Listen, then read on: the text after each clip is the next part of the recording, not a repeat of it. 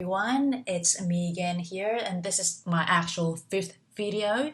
Hope you're still with me, and I hope I'm making sense so far. Please do give me feedback, whether it's still too technical, and tell me what more you want to know. Subscribe and like my videos so I know that you're getting value out of what I'm doing. My aim is to spread the word, make technology something that's not a foreign concept. Tell it in plain English so that everyone understands, and my goal is to have more girls, females, women interested in technology.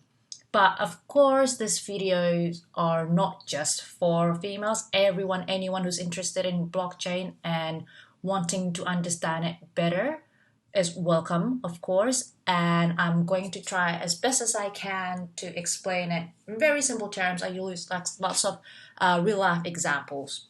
So let's start with today. What I'm going to cover of today is firstly how Bitcoin has soared recently. So here in CoinSpot is the Bitcoin chart.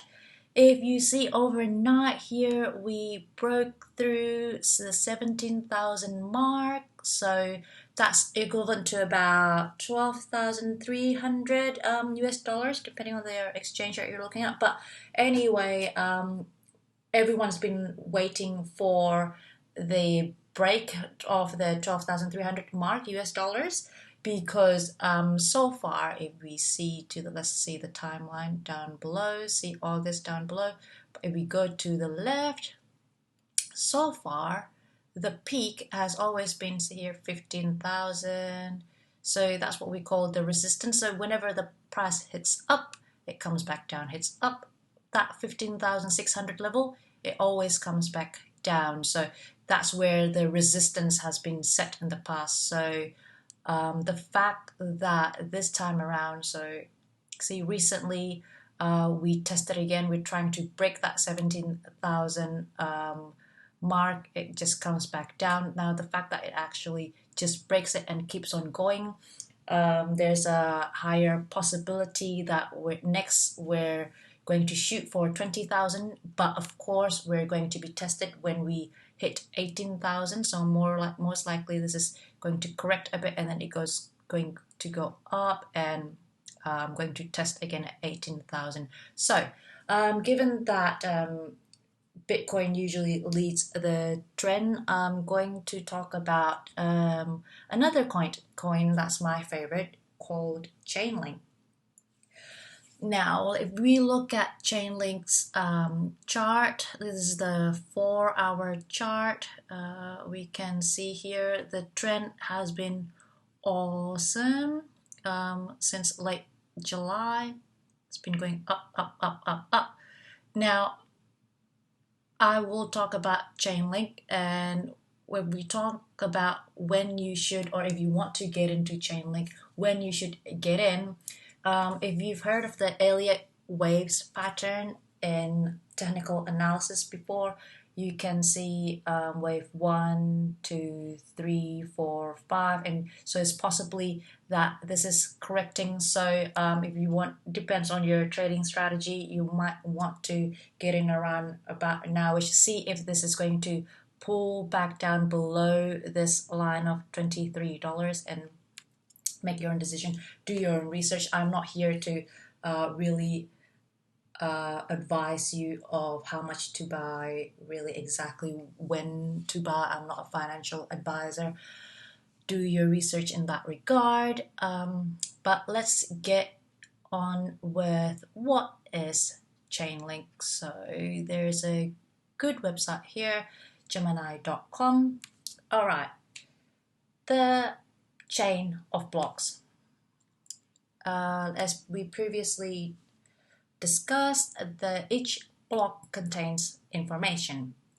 If in the example of banking transactions, the information in each block can be who's the sender, who's the receiver, the amount being transacted, the currency, the date and time of the transaction, the reason for the transaction. That can be an example of the information being held in this block. Now, I introduced to you the concept of smart contract. So a smart contract, the reason why it's called smart is because it can be executed under certain rules. So if something happens, then let's do that. So that's the particulars, the rules, and the outcome is included or recorded in the smart contract. So if we take an example of crowdfunding, we go, if the amount of money that we've managed to crowdfund exceeds 100,000, then pay out the money to Sam, for example. So therefore, else if it did not reach 100,000, then give the money back maybe, or keep it, whichever. So that is the smart contract. Basically, it can execute things under a given set of rules or scenarios. Now, the limitation of just the simple chain of smart contracts is the smart contract can only be executed based on the information that is held in the blockchain. So if we again take an example of the banking transactions, you say, oh, okay, or maybe the example of the crowdfunding, you say, if the crowdfund receives 100,000 or more, then pay Sam. Then the information we're relying on there is how much did we manage to crowdfund. That's the only information or rule that you rely on. But what if you need other information that's not held in the blockchain? So, for example, if the temperature of the area in which Sam lives drops below 0, then let's send him some money. I don't know, I'm making a scenario here. But for example, in that example, temperature is not held in the blockchain. That information comes from somewhere else, an outside source of information. So if we talk about sources of information, it can be the things that we know of in this day and age, and the traditional sense of technology. So we all know SAP, an ERP system, maybe exchanges. You can put here, say, TV stations, Fox Sport, ESPN. So whatever information you want, usually it has a source. So if you want to know about the sports that's playing around the world, then maybe the ESPN, the Fox Sports can be your source of information. If you want to know about the invoices that has come and you've processed, then maybe SAP or Xero can be the source. If you want to know about your leads and sales and conversion, then the Salesforce and your CRM's the source of information. So all these dots around here represents sources of information. So we talk about the temperature, my example before, maybe AccuWeather, Willy Weather, Apple Weather can be a source of information here. So what Chainlink does is it enables a smart contract to take information from other sources that are not within the blockchain. So it can take information from other oracles, that's what they refer to them as. And to take a step further, now, you know how we always emphasize on the fact that blockchain is a new technology, secure, more reliable. So if Chainlink only looks at, for example, Bloomberg as a source of information for a stock exchange and use that to make decision or inform the smart contract, then if a hacker or someone who's wanting to manipulate the outcome of the smart contract can attack Bloomberg to provide it false information to make sure that the smart contract is executed the way the hacker wants.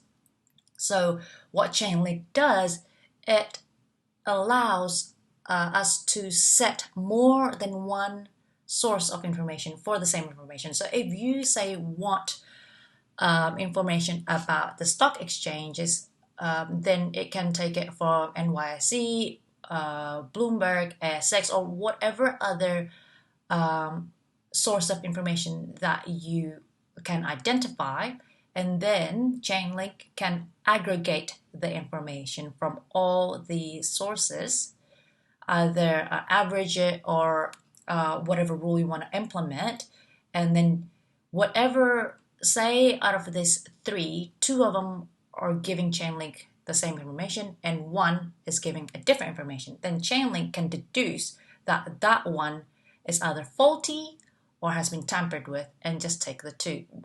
The rules you can set, but basically what we're trying to say here is Chainlink enables smart contract to act on rules based on input of information sourced from elsewhere that's not within the blockchain. And that's what Chainlink is offering. So there you have it, Chainlink in a nutshell. Basically, Chainlink is the bridge between the old technologies, or the traditional technology we know now, I should say, and the new technology, which is blockchain. So if we go back to the Chainlink price chart here, what I would do personally, I will buy more Chainlink for my portfolio, and I am just waiting to see if this is a true correction or is it a downtrend.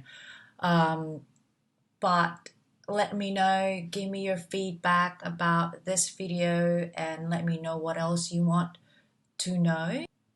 Like I always say, please subscribe or like this video so I know that this video has been helping you. And until next time.